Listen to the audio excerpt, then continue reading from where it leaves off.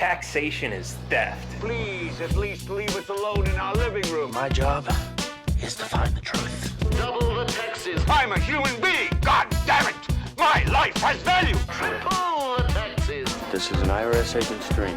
If you think that the Capitol will ever treat us fairly, you are lying to yourself. Beautiful, lovely taxes. Sorry, but I don't do taxes. Did you see the memo about this? The government is a greedy piglet. Just leave us alone. Do you know what Ralph just said? The roads. You boys like Mexico? I'm as bad as hell, and I'm not gonna take this anymore.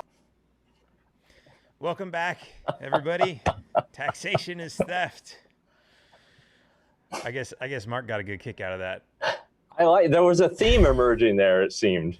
And you know, that you have that and then the hat. So I'm wondering, Dan, what would be your one issue? Let me think. Yeah. I think it would have to be taxes. Yeah, I think so too. Yeah. I thought you were going to say sex work. Yeah. No. Okay. And okay, a couple things. One. Well, first of all, everybody, welcome to Taxation is Theft. Tonight I have Mark Whitney.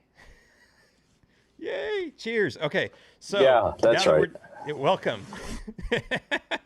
No, I just try to control yourself, people. Try to control yourself. During that intro, because I talked to my friend out in California today, and he was talking about how they're just like fucking everybody left and right. And as I'm watching this, like the guy from I think it was like a Disney cartoon, double the taxes, triple the I'm like, holy shit, that's California. That's like the governor of California. Like, oh, they made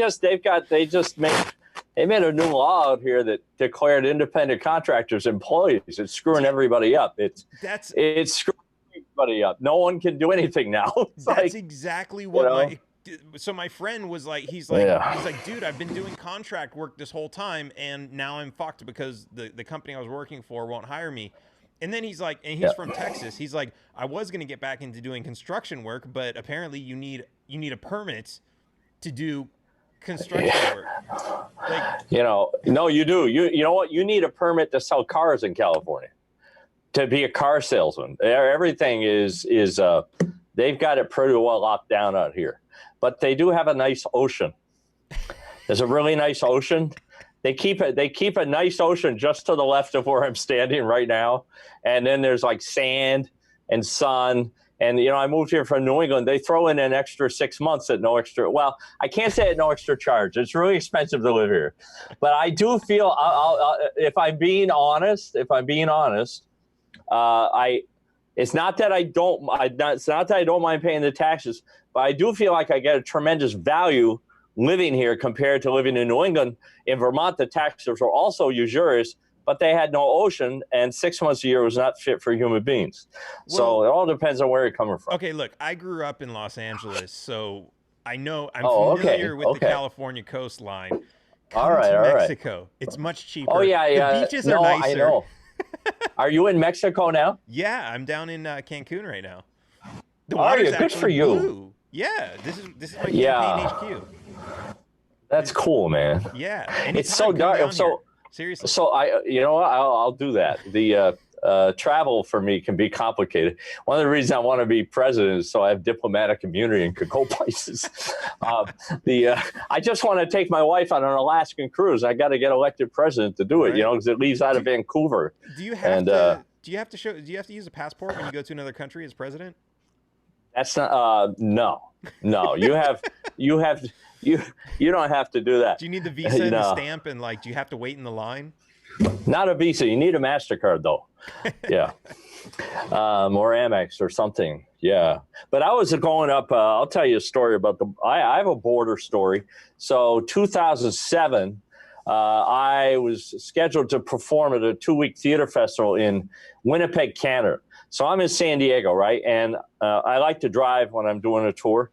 So the tour was starting in Winnipeg. So the way you get to Winnipeg from San Diego is you drive north and you take a right at Idaho and then a left at North Dakota. And then you hit Winnipeg.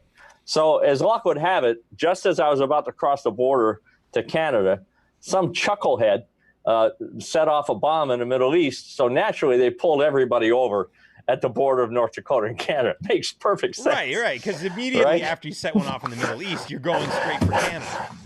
Absolutely.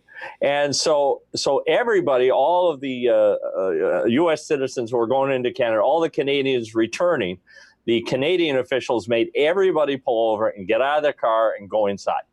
And so I'm waiting in line. I get up to the counter, and the lady has questions, and one of them is, have you ever been convicted of a crime in California? And I said, no. She says, fine. She takes my license. She goes away. She comes back. She had a very ugly stare on her face. And she said, I thought you said you'd never been convicted of a crime. And I said, well, not in California. You said California. Ask me another state. And when you get it right, I'll say yes. So she said, New Hampshire. I said, yeah, 1991, I had a little problem with a bank, but it all kind of worked out. So the funny thing is, they couldn't figure out what it was that they had a printout, but they didn't know what it was I'd been convicted of, whether I kidnapped children or robbed. So I actually went back into their back office with them and sat down on the computer and pulled up the U.S. code and showed them the little part where I had lied to the bank 30 years ago. And so here's what they did. I was going up to perform in a theater festival for 2 weeks, right?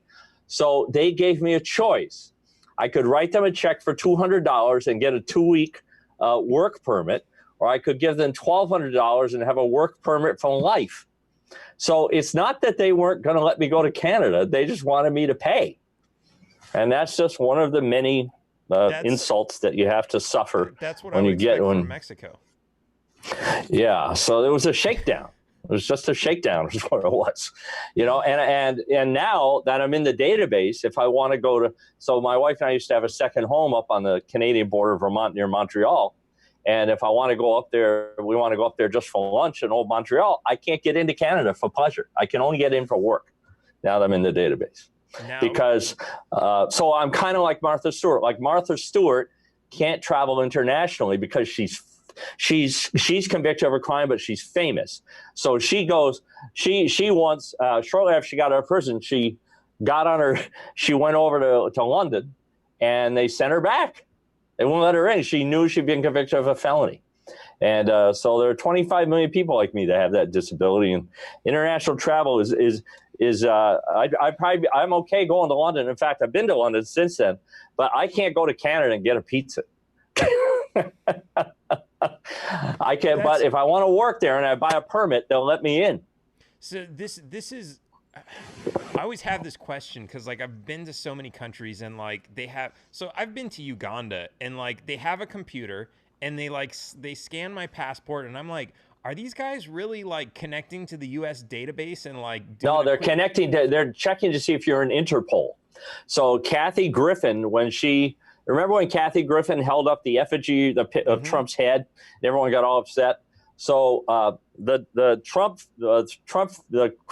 crime family responded. The Attorney General put her in Interpol for doing that.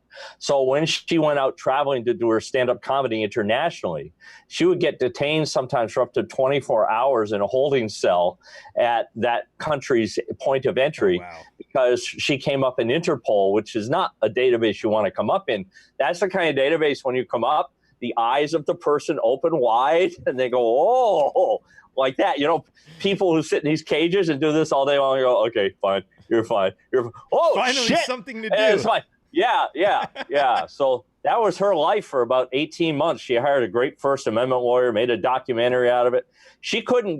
After she did that, she couldn't get booked in the United States. So she toured in Europe and she sold out shows over there. But the people of the United States, the authoritarians here, were having none of that. Holding up a pretend picture of a president's head, it's just too much for them. Right, from Hollywood, who absolutely hates Trump. Yeah, well, I mean, I defend Kathy Griffin, I defend Kathy Jones or Alex Jones. Neither one of them did anything that even approached running afoul of the First Amendment. It was all peaceful. Nobody's climbing the White House fence with a machine gun on their shoulder or anything. They're just artists out there doing their thing. Alex Jones did call a bunch of frogs gay, which is kind of a hate crime. Yeah, it is. A lot of people do. They think there's a whole contingent of Frog alumni from Harvard that are very offended by that sort of shit. Yeah, you know, that's an interesting thing, the hate speech and how they're using that to censor people whose political opinions they don't agree with, right? Because that's you and I both know that a government that has the power to define hate has the power to define love. And who wants to live in that country? Yeah. I mean, I get shit for like defending free speech when it's like, you know, Nazis talking shit, and like I just like to say, okay, well, they're assholes. Would you rather them keep it to themselves, or would you like to know who the assholes are? Yeah, I'm always interested. I always want to know why people think what they think. You know, I always want to know their story. I don't really care that they think something. I'm like, why do you think that? How did you get to this point? You know? So it's funny that I don't know. I guess some people think you're enabling them or something, but I don't know. But I don't think so. Yeah. So interesting story. So I met you for the first time in New Hampshire. Right. For everybody who doesn't know, Mark Whitney had a delusion of grandeur that he could enter into this race and beat me. I met him at the New Hampshire debate, Libertarian presidential debate, and we actually had an interesting conversation because you've got a history with one of my personal heroes, Irwin Schiff. Right. Is that right? I do. Yeah. It goes way back. You want to hear the story? Yeah. Yeah, it's a really interesting story. I don't think I've had a chance to get into it on a debate. But so the first time I heard the word, just talk to me. I feel like are you still there? Check. Yeah. Okay, good. The first time I heard the word libertarian, I was 22 years old, and I'm working at a TV station in Boston, and TV's on the third floor. The fifth floor, there's a talk station, and there was 9 hours a day of libertarian programming on this talk station in Boston. In 1982, there were 3 talk show hosts, and the guy that did the 10 o'clock to 1 o'clock shift, a guy named Gene Burns, he's fantastic. We became friends. He was openly libertarian, and openly libertarian. That's right. He was out. Right. And he actually, no, but I mean, he used the word, and he actually ran for president on the Libertarian banner in 1984. So he did a 3-hour show every day. And he opened the show with the same question every day for 3 hours. What is the nature and role of government in a free society? And he unpacked that question every day. And he ended the show every day with the First Amendment. The Gene Burns program is brought to you by a grant from the First Amendment to the United States Constitution. And when I heard Gene Burns using the word libertarian and talking about it, it sounded to me like ninth grade civics, which was the only academic subject that I loved in high school. The rest of it you could have. I liked theater, music, woodshop, and civics. That was it. And anything that had anything to do with skiing was also good. Because Vermont is where they keep the snow. Back then, anyway. Did you have, like, was that your PE class, skiing? Did they have that? Skiing was just what you did. I lived, my dad owned, my family never bought a house, but my dad rented an old farmhouse in Vermont on 125 acres of land. And so when my mother said, go out and play, we had a lot of land to play on. And it was a little town of 200 people. And there was a really rich dude, like 2 miles up the road, who owned something called Marineland in Florida, which became SeaWorld. And he owned 5,000 acres, this guy. And he had a ski area that he built, a small ski area that he had to entertain his friends from New York when they came to visit. And he wanted to cover the cost, so he opened it to the public. So whenever there was snow and no school, I walked 2 miles to that ski area, and I always skied. So in high school, we did slalom, we did giant slalom downhill, we did cross country skiing, and then we also did Nordic jumping. Middlebury Snowball had a 55-meter ski jump that we used in high school. That's no longer allowed for insurance purposes. It's just one more government intrusion. Gene Burns, one of his favorite guests was this guy, Irwin Schiff, that you mentioned. Now, people need to be of a certain age to know of Irwin Schiff, maybe, or perhaps they're involved in the tax, in the get rid of the 16th Amendment or the tax resistance movement. But Irwin was the most popular radio talk show host guest in the country in the 80s, and I'll just say the 80s and the first couple of years of the 90s. He wrote the IRS, as you know, wrote a book that says you need to pay your taxes. And Irwin wrote, I think, 8 books that say, no, you don't. And so I did not meet Irwin Schiff in the 80s, but I would listen to him on the Gene Burns program and other programs in Boston talking about how you don't have to pay your taxes. And I was a young entrepreneur. I was 22. I was working at this TV station in Boston, but we lived in New Hampshire. So 4 days a week, I commuted to Boston. And then 2 days a week, I commuted to Vermont, up near Dartmouth, in Vermont, New Hampshire area, where my advertising agency was, which I started when I was like 20, 21. And so I was doing 2 things at once. And this idea of not paying your taxes sounded great to me. And Irwin convinced me I didn't have to do that. So for 3 years in my early 20s, I didn't file my taxes with IRS, thanks to Irwin's advice. But then when I got to be like 25 and my wife became pregnant with our first son, I said to myself, I gotta address this tax situation. I wasn't sure how I was going to do it. Around that same time, Ben and Jerry went public, and Vermonters were given a year to buy the stock over everybody else. And then they also started franchising. And I thought that was a great idea because the only thing we had in Vermont was maple syrup and ice cream. And so I said, I'm going to hitch my wagon to that. So I didn't do any research. I took the money I had and I went out and borrowed against a house. We had about $250,000 worth of equity in this house that we owned. And we had, and I got my first franchise, and I built them like really fast. Delicatessens and ice cream shops all over New Hampshire. And when I would go down to the bank and say, I need to borrow $1 million, they would say, we can give you $15 million. And I didn't fill out any applications or anything. All of these little banks were for sale in 1988. And what they did is they were blowing money out the door to idiots like me, because when a bank loans you money, that goes in the bank's asset column. And it goes in my liability column. I didn't realize that at the time. I didn't know anything about money. I wasn't even paying my taxes.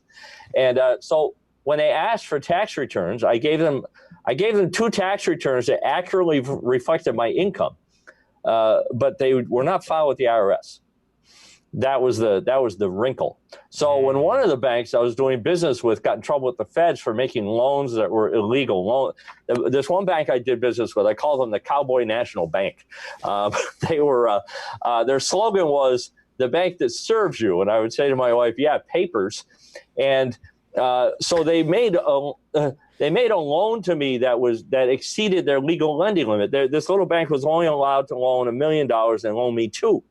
So when they got in trouble with the feds for making loans that were too big, because they're trying to ratchet up their asset sheet to dump the bank off to the Bank of Boston, when the feds came in and investigated the bank, well, guess who had the biggest loan in the history of the bank? That was me. And so then they start looking into me, and they find this little tax return problem. And, when the bank got in trouble, my payments were current. I never missed out on any payments, but we ended up filing a Chapter 11 trying to reorganize. And all the banks I did business with, they said I'd lied to them. And the judge laughed them out of the court. He said, these tax returns don't show any evidence of an ability to repay these loans at all. You people are idiots for loaning this idiot all that money. You all deserve what you got. Get out of my courtroom. I got a complete discharge. So that really pissed them off. So then they go down to the U.S. Attorney's Office, and it turns out in the criminal arena, it's like what Ed Snowden is charged with. It's a strict liability crime. So all the government has to show is that the IRS you gave the bank doesn't match the tax return you gave the bank doesn't match the tax return you gave IRS, even though the tax returns have been amended. Right? They had been amended, and I had incurred an enormous debt to IRS of almost $1 million. None of that mattered. So it's a strict liability crime. I was not allowed to turn to the jury and say, this is why I did what I done. I was trying to get things right, blah, blah, blah. Not a defense. Same thing with Ed Snowden. He's charged with espionage. So all the government has to prove in that case is that he took some shit he's not meant to take. That's it.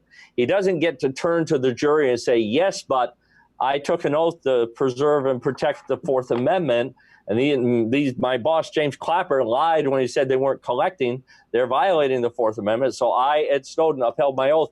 He can't say that. It's not a defense. And espionage, he can get up to life in prison, so that's why he hasn't come home. And he said that if they would let him turn to the jury and say that, he would come home and stand trial, but that's what the law is. Yeah.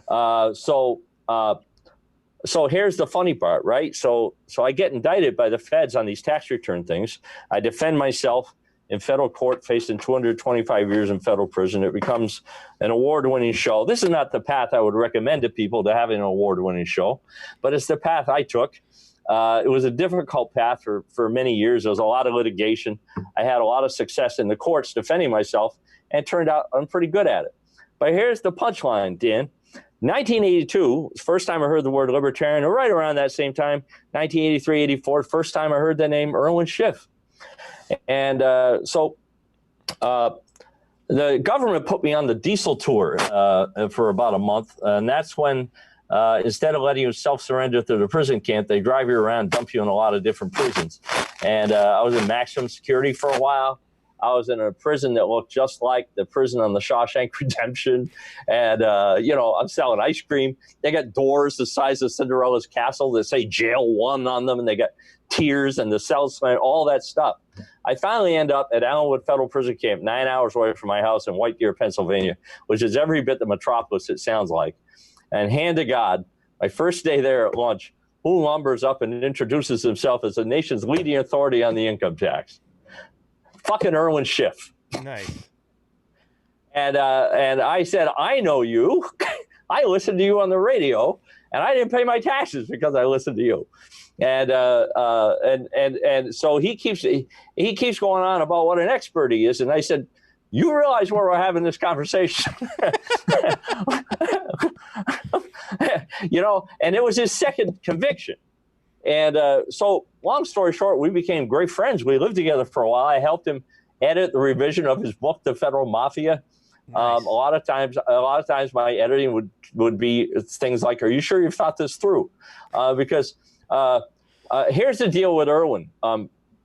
The reason I have empathy for Irwin is because he did not have a criminal bone in his body. Irwin sold books for $20. He believed what he believed, right? And I look at the Constitution, I see the 16th Amendment, and I'm like, the income tax is theft made legal. I would just add the word legal to your taxation is theft hat. We also make killing legal when we create a military. We, the people, are imperfect. And I wouldn't recommend to anybody to not pay their income tax. Well, and really not paying is not the crime. The crime is not accounting to the government. If you don't account to the government, it really doesn't matter whether you can pay. But if you don't file that accounting and they find out that you didn't do that, that's criminal. And you can end up, having lunch with Irwin Schiff for doing that. Right. But Irwin was a great guy. We worked in the law library for months together. He and I were always in the law library. I worked in the laundry. He worked in the kitchen. We would help each other. And I've seen him naked in the shower several times. Nothing special going on there. But then, I got out when I won my appeal and got my order for immediate release. The government sued me to make sure I didn't help prisoners on cases, because not only was I successful in my own case, I was successful in many other cases. And what I was going to do was do contract legal research under the supervision of some pretty high-profile criminal defense lawyers. Oop. Well, I just lost you. I don't know if you can still hear me.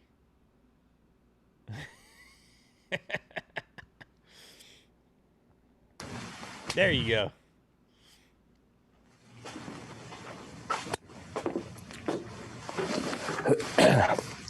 All right, you're back. Yeah, so here I am, a high school graduate from a little school in Vermont, and it turns out I'm like one of the best federal post-conviction experts in the country. I was like, and I'm working with clients that F. Lee Bailey is. So there was this banker F. Lee Bailey had for a client who hired me to keep an eye on F. Lee Bailey, because F. Lee Bailey was representing OJ. And I found out that F. Lee Bailey had made a mistake, and F. Lee Bailey's malpractice company ended up writing my guy a check for $500,000 based on a mistake that I found out. And so I have all kinds of stories about that from my days immediately following my getting my prison term declared unconstitutional. But Irwin took a different path. Irwin went from the federal prison in Pennsylvania to Nevada. Nevada. You lose votes if you don't know how to pronounce the state. Oh, shit. And I learned how to, I was in Reno this weekend, and they taught me, and I've forgotten since. I think it's Nevada. Nevada is how we say it in New England. It's Nevada. So anyway, Irwin moved to Las Vegas, and he opened a store called paynoincometax.com. And he had a website and a store there. And he got hammered, as I'm sure you know, on his third conviction. But here's what I say is Irwin's biggest legacy. It has nothing to do with taxes. Irwin Schiff is the only citizen from like 1900 to this moment who had a book censored by order of a federal judge. He's the only one. It only happened once. Well, they I tried. sell the. No, they got him. The judge ordered him that he couldn't sell the book. Oh, they did get it. He was enjoined from selling that book. Yeah. So I have a copy of the Federal Mafia. Not that I'm going to follow any of the advice in it, but I have a copy of it because it's enshrined on my shelf as the one book that's been censored by a federal judge in like the last 125 years. The last one was from some woman. They thought she was a witch or something. I can't remember what the hell it was. But I mean, that is quite an achievement. When you think about the universe of abhorrent thoughts that people put pen to paper, right? And the one book that gets is a book that says, you might not want to pay your taxes. So cheers, Irwin Schiff. Irwin died chained to a hospital bed. He was memorialized in the New York Times.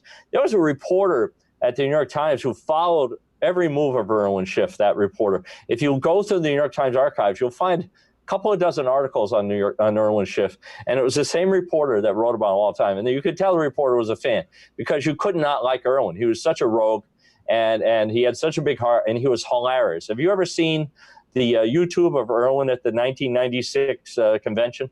No, I didn't see that one. I've seen a lot of his videos though. He was a presidential candidate that year, and he killed. He got all the laughs. He didn't get any votes, but he got all the laughs. One of the questions was, as we always get right, if you're not the nominee, will you support whoever is the nominee? And Irwin got up and he said, "Well, I'll support him. I can't vote for him, but I'll support him." Because of his civil disability, of his conviction, he was not allowed to vote in Connecticut.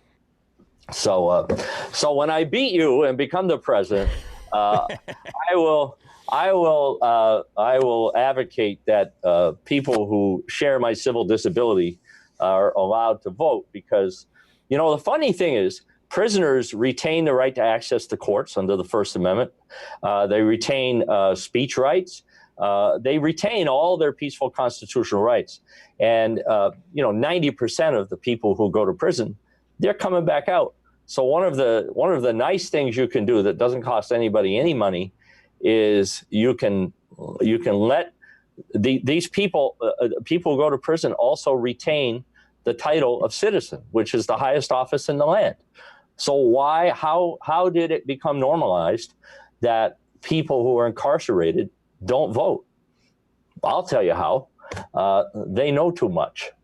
These are the people who live the entire Bill of Rights, and they know the system in and out. And they're all libertarians, every one of them. Like, you go into prison a Republican, you come out a Libertarian. You go into a Democrat, you come out a Libertarian. You go in independent, you come out a Libertarian. You go in green, you come out a Libertarian. That's the experience of going from living a First Amendment life to living the entire Bill of Rights. Right. Nobody wants to wake up and be living the Sixth Amendment, which affords you the right to counsel. Nobody wants that. Nobody wants to ever have to live the Sixth Amendment. That's a bad day. Yeah.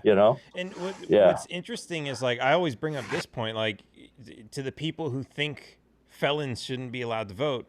What are you afraid of? They're gonna vote to legalize murder? Like, it's absolutely ridiculous if you think about it. Like, yeah, I mean, legalizing murder isn't on the ballot, right? I mean, it's just which candidate do you support? It's which murderer do you want to pick? And apparently, all the non-felons are doing a really bad job at figuring that out.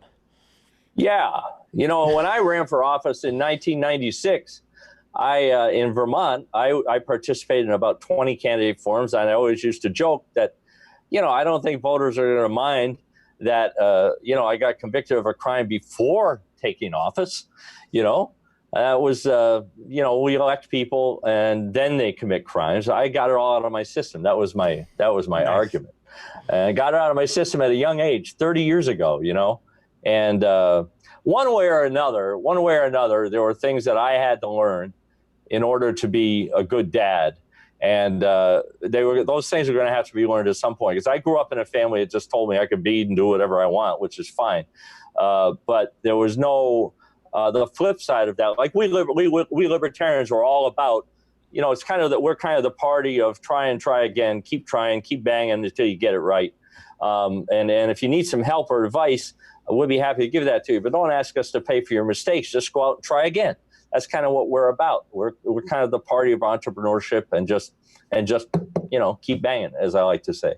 But the flip side of that is that I think as you make mistakes and as you get older, you become more accountable to yourself. You become your sense of individual responsibility increases proportionally with your time on this earth and the experiences you have. And I think really the whole purpose of your 20s is to just go out there and step on your dick. I mean, that's kind of what your 20s are for, Right. Yeah, so I'm faced with this a lot, right? I call myself a high school dropout, even though I technically graduated, but I don't know how, because I slept through all those classes. Went to community college for a little bit. Now I'm a software engineer, but I spent most of my 20s just dicking around doing, whatever stupid jobs I could get. I did a tour around the country where it was like, we jokingly called it Girls Gone Mild, because it was like these, B-list celebrities. We're following them around with cameras and watching them get drunk. And that's a reality show. And it was like direct to TV, and no one was getting paid. It was a total shit show, but everyone didn't care, because we were out there getting drunk and just partying as part of this thing. And that was right. My 20s. And it's like, so people come to me now and they're like, oh, well, my kid's having trouble in school and his grades aren't that great. And I'm just kind of like, I want to tell him, like, so, like, what do you want to do? Force him to get good grades, force him to go to college that he's going to hate. He obviously has his own passions. Let him do those. But like at the same time, I'm like, I'm kind of being a bad influence. Like, what do I tell him? Yeah, let him go out and get shit-faced for his 20s. No, but I think that actually is, so I'm like this huge fan of making mistakes. I think that, in fact, I don't even consider them mistakes. Like when I open my comedy club and new comics would come in, I say to them, look, you succeed when you take that stage, because 999 of 1,000 people are never going to go up there. So it doesn't matter what happens when you go up there. Just get up there and start sucking, okay? And in about 7 years, you might be a comedian. So get going, because you're going to suck for a while. So let the public humiliation begin. And then eventually you get better. Stand-up comedy starts below the belt, works its way up to the heart, and eventually up to the head, and then you got something. But I think that, you decide, like running for president, right? You decide you're going to run for president, right? You tell people that, they just start laughing, right? And but so you have something that gets you off the couch. For you, it was taxes. The thing that really tipped it for me was the algorithms that are censoring people for hate speech, and people are getting censored by the thousands now for political speech, whereas back under the old operating system of book and paper, it only happened once to people like Irwin Schiff. So I said to myself, well, this is a structural problem. I'm an algorithm salesman. Maybe I can help start a conversation about this before they write independent journalists out of the Constitution. And so that was the thing that kind of got me off the couch. I had to, when the tech companies got together and censored Alex Jones off their platforms all in the same day, I had to go walk on the beach for about 2 weeks. It really altered my universe, because while it's true that the courts have sucked when it comes to ballot access, the federal courts in the United States have been fantastic when it comes to keeping their grubby paws off political speech. The First Amendment, that injunction in the First Amendment that we the people put there has worked really well. But now we have this new operating system that is dominated by these platforms in the private sector. The Communications Act, Section 230, it prevents us from suing Twitter and Facebook and Jack Dorsey and all that because they have an exemption from being sued because they're just a platform. But there's also censorship going on with what the platform covers. Section 230 Communications Act says we can't sue them, and then we sign a terms of service agreement that conflicts with the terms of citizenship. The terms of service says Jack Dorsey can take you off of Twitter for any reason or no reason at all. And if you want to sue them, you can't. You have to go to private arbitration, which is binding. And then the Supreme Court recently ruled if you sign an arbitration agreement, you can't participate in a class action. So if you are somebody like you or me or any of our opponents in this race, and you're expressing political opinions that don't show up on the Wall Street traded media outlets, you're more likely to be censored on these platforms than they are. And recently, we were treated to Kamala Harris, the former highest-ranking law enforcement officer in California, berating Elizabeth Warren in a debate because Elizabeth Warren would not pledge to censor Donald Trump off the internet. The president of the United States, she's saying, should be deleted from Twitter. That's Kamala Harris. And so, I did a podcast one day where I said, nothing brings people together who never say private companies can do whatever they want, like censorship they agree with. Censorship they agree with, they're like, yeah, private companies can do whatever they want. Well, my progressive friends in Vermont, they never say that. My friends in Vermont who vote for Bernie, they never say private companies can do whatever they want. Unless they're censoring political opponents, then it's like terrific. And so I don't have the answers to this. My feeling is that these are new questions. And if anybody is going to dig into these questions and juggle them, it's going to be libertarians. It's not going to be Republicans or Democrats because they are the people who benefit from the censorship of political speech. And Dianne Feinstein has testified before Congress. I've got the clip. She has said that we have to create a class of journalists that have certain bona fides, that we can't, that journalism is a right, not a privilege. And so they could actually, next year, we could be treated to a show that says, we're going to break up these companies. And on page 44,000 and footnote 3 of the bill, they could just write independent journalists right off the internet. It'd be unconstitutional, but it'd take us 20 years to unring that bell. You know how they are. Right. Yeah, and that's I think it was Elizabeth Warren talking about she wants to break up some of these big companies, and right. And it's like okay, so they want to split them in half so that there's more competition, but really they're already split. There's already that competition. It's already Facebook versus Twitter versus YouTube. They're all different platforms, and there's a million other platforms out there too that are like MeWe and like all the smaller platforms that they just don't have the traffic. So it's like I still see this as, let them do whatever they want. You did sign that contract, so honor that contract. And you did say, I want this stupid Twitter app, so that's your problem to deal with it. And if it's going to brainwash yourself, well, that's what you signed up for. But there's nothing preventing anybody else, I mean, unless there is, and that I have a problem with, there's nothing preventing anyone else from saying, I'm going to make Twitter 2 or, whatever, copy of Twitter. What do they call it in Silicon Valley? And it's, yeah, that's true. So I understand what you're saying. So here's my, and I'm not even making an argument because these are just things that I'm playing around with in my mind. But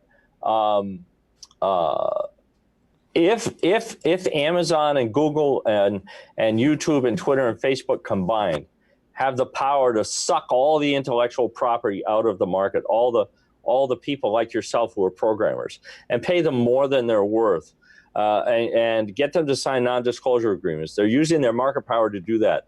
And if they do have monopolies, libertarians oppose monopolies. So if it does become a monopolistic situation, Amazon is famous for strip mining software that small developers create, and just annihilating small people. They're very aggressive. And I'm a free market guy. I mean, I've been an entrepreneur for 40 years. But and I agree with what you say with regard to competition and opening companies. I opened a company competing with 2 big companies.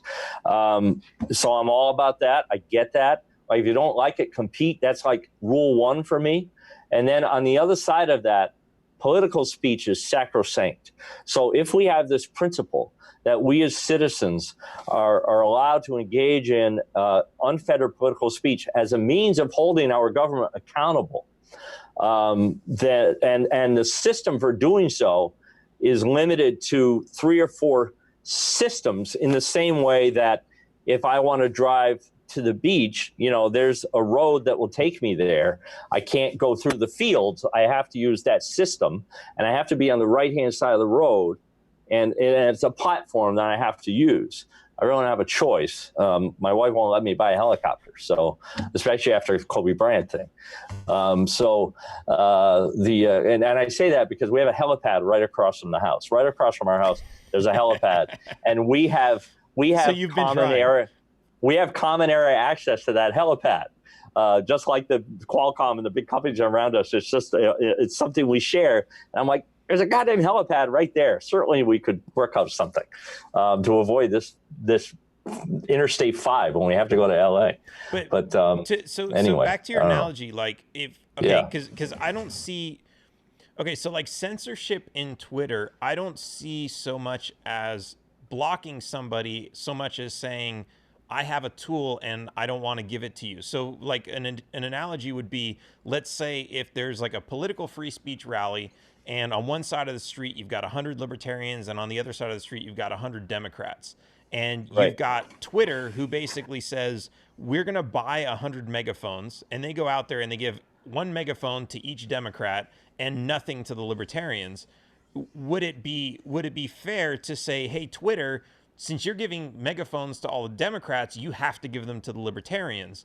Correct. That's the principle. The principle is if on your platform you're going to carry political speech, you carry political speech. You don't have a test, or you don't carry political speech. Political speech would be unique in that area, just to be consistent with the spirit of the First Amendment, which is something ultimately the people have to hold in their heart.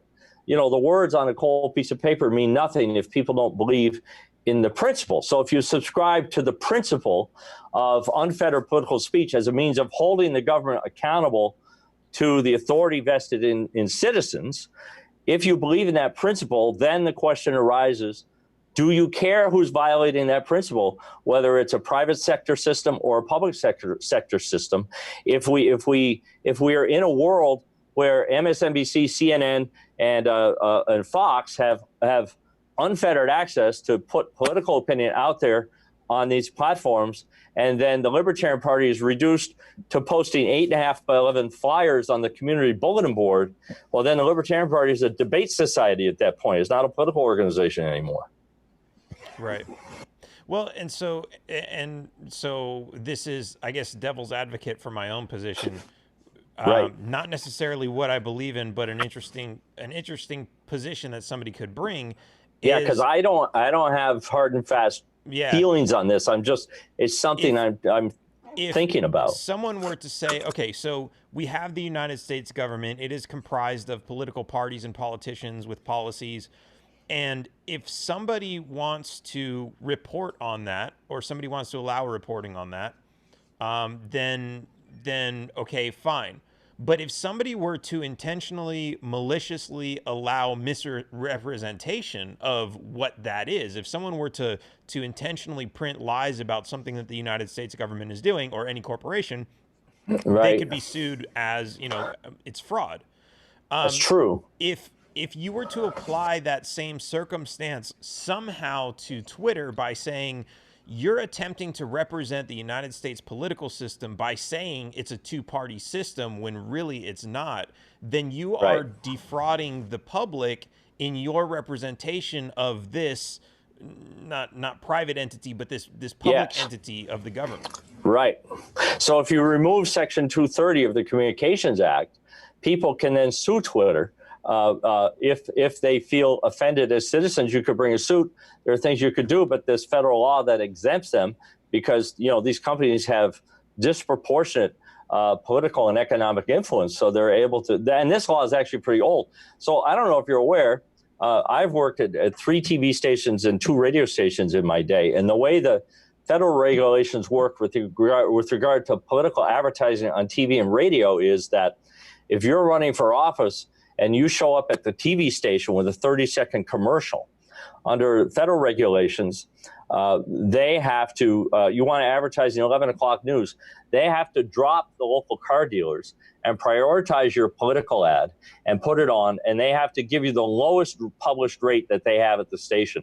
That's a rule that the Democrats and Republicans got passed for themselves, so that whenever they want to run ads, it supersedes all of the businesses, and they get the benefit of the lowest rates. And there's another rule in the Code of Federal Regulations that says the TV and radio stations are forbidden from censoring those advertisements. So no matter what kind of shit you want to dump on your opponent in a political contest, you are free to do that. And the TV and radio stations are not permitted to apply any test or consider it for decency or anything. Certainly, they're still allowed to impose rules on profanity and nudity and.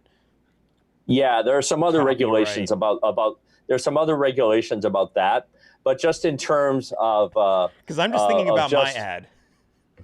No, just in terms of telling a bald-faced lie about your opponent or something like that, that's fine. Yeah, we saw him last night out in the alley behind the theater with some chick. He claims to be all about taking care of women. Well, he was taking care of a woman out there. Yeah. You can you I can mean, if it run was a that Democrat or and, Republican, it's probably true. That's my gut. Because God knows all libertarians are totally normal, virginal human beings. Oh yeah. I used to own a comedy club. Yeah, and, but you could never insult us with that. No, that was actually a pretty good training for running for president as a libertarian, as it turns out. And I think it's good training for running for president as a Democrat or Republican as well, because it's all kind of funny at the end of the day, the way it all works. Yeah. Yeah. I think I'm having a good time with it. It's all joyful. Yeah, it is. One of the most rewarding things I think about this whole thing is when somebody comes to me and says, how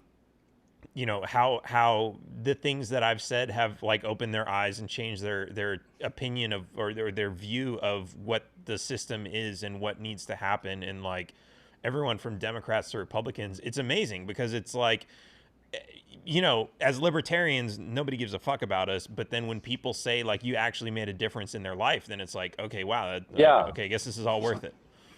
Yeah. I think we make it hard on ourselves when sometimes the way we talk, sometimes the way libertarians talk, it's as if we invented a second steering wheel. And the Libertarian Party platform to me is just the Constitution, Bill of Rights in different words. It was the principles on the platform were extracted from these founding documents, and it's just a different way of saying the same thing. And this is just fundamental stuff. And one of the experiences I've had as someone who has toured a political dramedy, an autobiographical memoir steeped in libertarianism, is that, the show Fool for a Client that I have at markwhitney.com, which you can watch for free if you go there and click memoir. That show is performed at the iconic Studio Theater. I did a 2-week run there. And it's just down the road from the White House. And because I sell software to lawyers, I have all the email addresses on the lawyers. So when I go out to a city, I email the lawyers in that city. I say, there's going to be a show in town. You're a lawyer. The show is called Fool for a Client. So guess who comes to the show?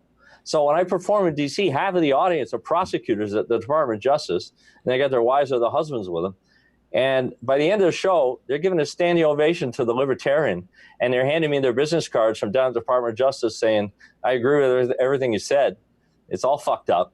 And my point being that one of the things I've learned when I perform this show, when you get people outside their news bubble, off their treadmill, and they're just relaxed, Saturday night, it's 8 o'clock, they're ready to laugh. My show, Fool for a Client, reminds people what they forgot they believe. That's what it does. It reminds them what they forgot they believe, that they really do believe in unfettered free speech. They believe in privacy. They do believe in due process. They want people to get a fair shake when they have to be in court. They believe in equal justice and access to justice and equal protection of the law. They believe in these things. They just forgot that they believe it because the major messaging outlets ignore it. When they just call it, you know how every news outlet and every cable channel, every newspaper online, they have a menu. They have a main navigation menu, right? And they have sports, and they have fashion, and then one of the choices in the main navigation menu is politics. So if they were to just simply change the word politics to self-government, that would be a complete reframe of everything we're reading that's called politics. And if you were writing to a thesis of self-government as opposed to politics, which is just the horse race. Politics is just who's up and who's down. But self-government is the principle that's at stake. Right. Yeah, absolutely. And that is a huge part of the whole thing, because when we talk about, everything from socialism or statism and nationalism and all these things that are, a lot of people are cheering for now, a lot of that comes from, well, it comes from two different things, but one is mostly people not living their own lives, expecting government to come in and solve their problems for them, expecting government to create their lives, to set out, this whole concept that everybody lives by. It never works. It never works. Go to college, get married, have kids, retire. It's terrible. That's a government program. Terrible. That was created by somebody else. That's not you living your life. That's you trying to be a cookie cutter. You. Right. And education should be the most liberally construed word in the English language. I mean, what Bernie Sanders wants to do, with free college, what happens, when you pass a law and you define something statutorily, you limit it. It then becomes an official definition. This is college. This is education. This is healthcare. And that the fact when you define something officially, it has a tremendous psychological effect on people. It has an effect on entrepreneurs who might be of a mind to compete with it. I feel like, in a free market, I feel like you would be able to just get in the car, your kid breaks their leg, and you'd be able to get in the car and you'd be able to go, and they would fix the broken leg for $400 or $500. And then there would be that one time out of 10 where the leg was really broken and you got to go see somebody else, and they're going to get paid more because it's more complicated. But the healthcare industry, they know, just like we libertarian presidential candidates, we know what the top 5 FAQs are, right? We know what the right answers are to the top 10 libertarian FAQs. We know the doctrine, the theory, the philosophy, and we can recite it in our sleep. Same thing with the hospitals. They know what the most common things are, and these most common things in a free market would be very inexpensive, and then you would have an expensive place over there for the things that were uncommon. But instead, everything gets run through this funnel. My wife's got a thing going on with her sciatica, and we've got good insurance, and she's like been in pain for a month. We're comfortable. We've got some money. We got great insurance. Man. She's got great doctors when she can get there. But she has been literally she has days where she has to lay on the floor and all this stuff, and she just wants to get, she's gone to she's trying everything to get rid of it, and eventually they will. But man, she's suffering for weeks now with this. Yeah, it's crazy. There was this because of the opioid epidemic. Since you mentioned pain, there was this thing that I heard about with so the DEA basically can go to doctors and say you're overprescribing medication. There's no legal limit. It's not 10 pills or 100 pills or anything like that. It's just overprescribing. So anybody can be charged with overprescribing. So instead, what the doctors do is they vastly underprescribe, and people are in pain. So they end up going to okay, what can I get? What can I get? They either go to the black market and get the bad shit and kill themselves, or they go buy over-the-counter painkillers like Tylenol and whatever they can get without a prescription, and they overdose. They get ulcers and they die. 30,000 people a year. Because their doctors can't give them the medication they need, they're going to die because they're worried about the DEA charging them for some other bullshit. I know I lost you again. You probably didn't hear me. There you go. Oh, I saw the, so I know what camera you have now. Well, almost. Yeah, no, I get it. I get what you're saying about the DEA and the rest of the alphabet. The way you fill prisons is very simple, right? You just sit down and you make a list of all the shit people are going to do anyway, right? And then you make those things illegal. And they're going to do that shit anyway. And that's how you fill prisons. It's super simple. They've got it down to a science. I see many libertarians go, oh, this war on drugs is insane. No, it's not insane. It's a very well-oiled machine. And the privately, the publicly traded private prisons, they've got this shit all. They got actuaries. They got this shit all bulleted out, and it's all systemized. So like, I learned this recently. Like, if you go all the way back to like, I think it was like early 1700s in the U.S. You had farmers coming here and they had all this land, but they didn't have anybody to farm it. So they needed people, right? And it was either, it was, I think this was pre-slavery, but what they did was they went to, I want to say, they got some people from Europe to come down here. And the deal was, they gave them some kind of deal, like if you work on these farms, you'll earn, some amount of money, and after a certain amount of time, you'll own your own piece of land. But they arranged it in such a way that it was like one of those loans that like you're earning so much interest that as you pay it off, it just gets bigger. And so, so they created a system that like sounded like a good deal, and people voluntarily got involved, and then they ended up as slaves.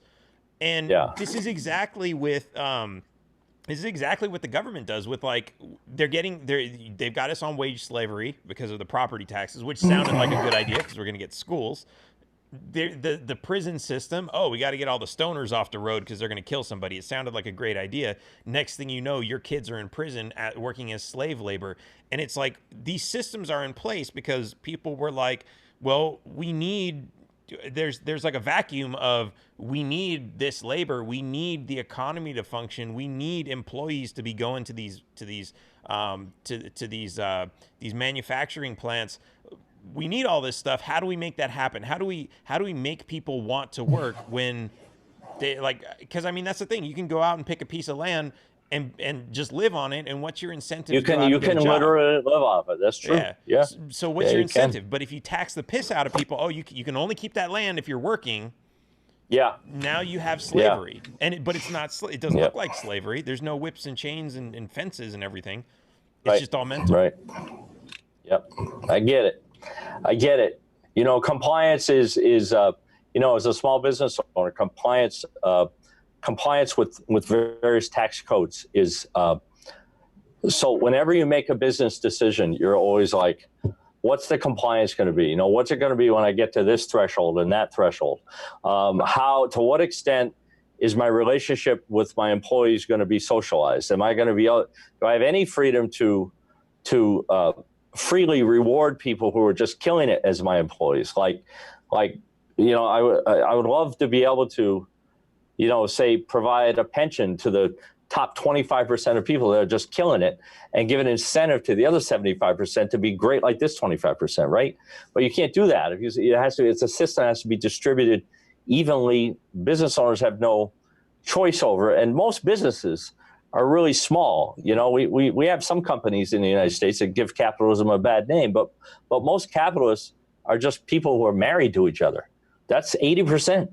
Mom and pop companies, and we have to follow the same rules as the example I was given is my son Chris, who had an Amazon store, very successful. He has to follow the exact same rules and regulations that the actual Amazon follows. There's no scale based on your size. There's just, and that's why I have my first reaction when somebody says there ought to be a law. I'm like, oh, well, trust me, there is. There's already 10 of them. You just haven't been to a law library lately, Right. That makes an interesting point too, like to something you said earlier, where like when you make a law and you codify something, it's like it's concrete.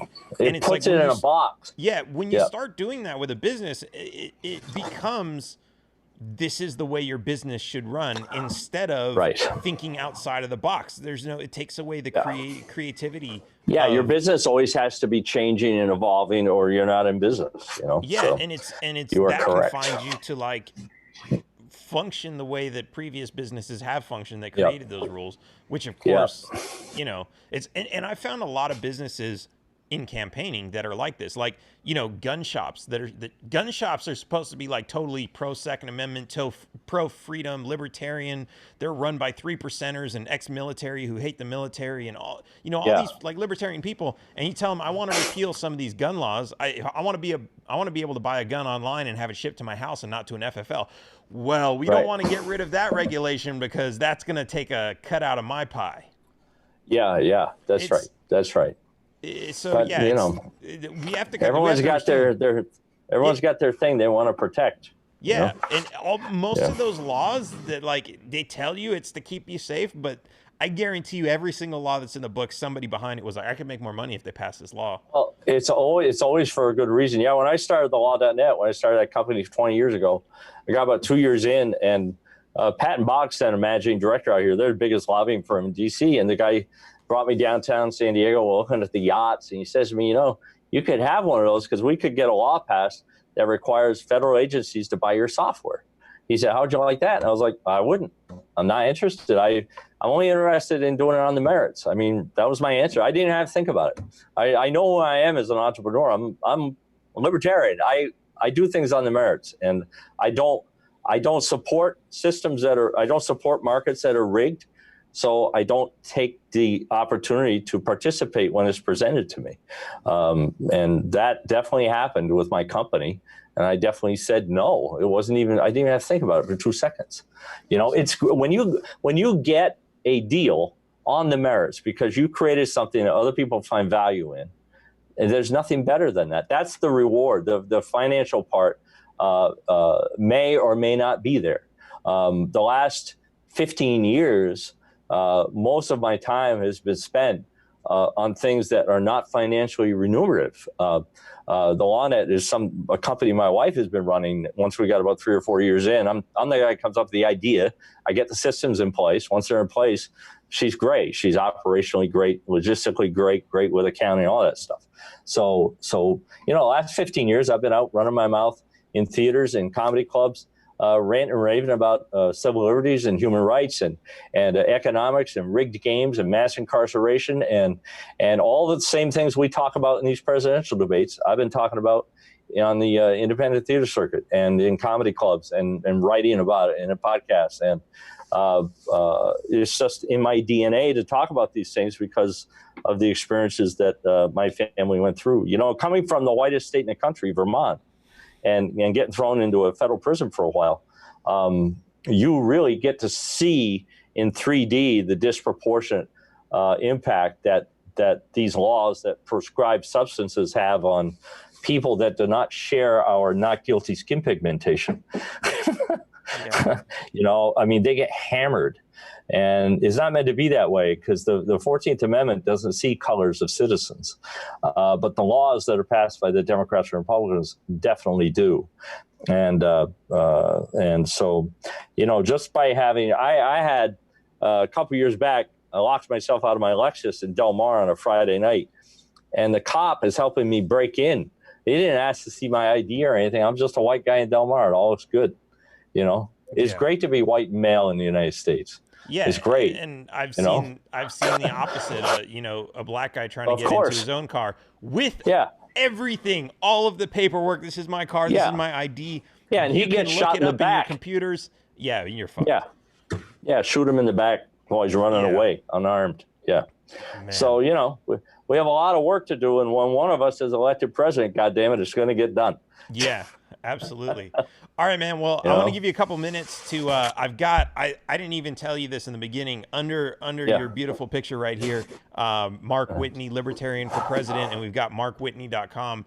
I want to give you an opportunity to plug whatever you want to plug. Yeah, I was just, we've got the California State Libertarian Convention coming up, and I'll be the first to extend the invitation. My campaign is sponsoring, and it's all about the Love Luncheon for candidates and one guest only on noontime on February 14th, Friday, Valentine's Day. I thought we could have a nice little passive-aggressive lunch together. I thought it'd be great for Valentine's Day. And so you'll be getting that invitation, And, so you can just follow the fun on markwhitney.com. My campaign is going really well. I got a great team, and I think the California State Convention is going to be a lot of fun.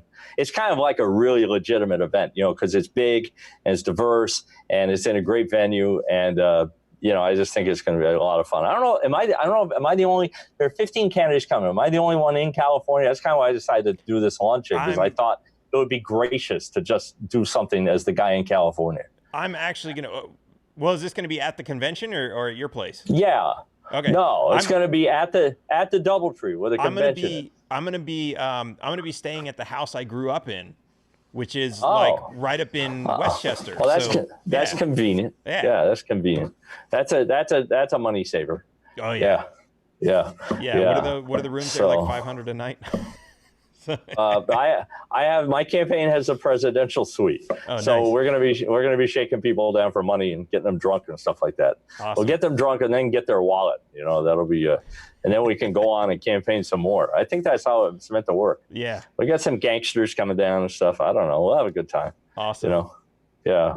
Cool. Yeah. All right. So Dan, I'm glad we had this little chat. It was fun. Yes, it was awesome.